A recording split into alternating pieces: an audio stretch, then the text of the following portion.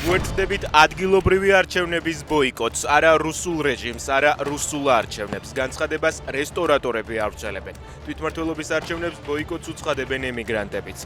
ადგილობრივ არჩევნებში მონაწილეობა არის პირდაპირი თანამშრომლობა არალეგიტიმურ მთავრობასა და ქართული ოცნების რეჟიმთან.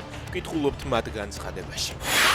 ოცნებამ მხარი დაუჭირა ეუთოს საპარლამენტო ასამბლეის პორტოს დეკლარაციას, რომელიც მათ ახალი არჩევნების ჩატარებისკენ და პოლიტიკური პატიმრების დაუყოვნებლივი გათავისუფლებისკენ მოუწოდებს. ინფორმაციას ამის შესახებ ნეტგაზეთი ასამბლეის წარმომადგენელზე დაყრდნობით ავრცელებს. ეუთოს საპარლამენტო ასამბლეა ამავე დოკუმენტში სერიოზულ შეშფოთებას გამოხატავს საქართველოში დემოკრატიული უკუსვლისა და პოლიტიკური ვითარების გაუარესების გამო და გმობს პოლიტიკურ დაკავებებსა და მედიის შეზღუდვას. ეუთოს საპარლამენტო ასამბლეა მიღებული რეზოლუციით მოუწოდებს სირიის მთავრობას გააუქმოს საქართველოს დროებით ოკუპირებული რეგიონების აფხაზეთისა და ცხინვალის, ასევე უკრაინის დონეცკისა და ლუგანსკის რეგიონების დამოუკიდებლობის აღიარება და აღიაროს საქართველოსა და უკრაინის ტერიტორიული მთლიანობა.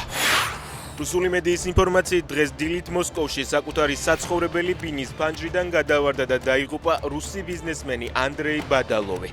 ის ტრანსნეფტის ვიცე-პრეზიდენტი იყო. კვირაზე მეტია თურქეთის დასავლეთ ნაწილში მასშტაბურ ტყის ხანძრებს ებრძვიან. ხანძრის შედეგად 2 ადამიანი დაიღუპა.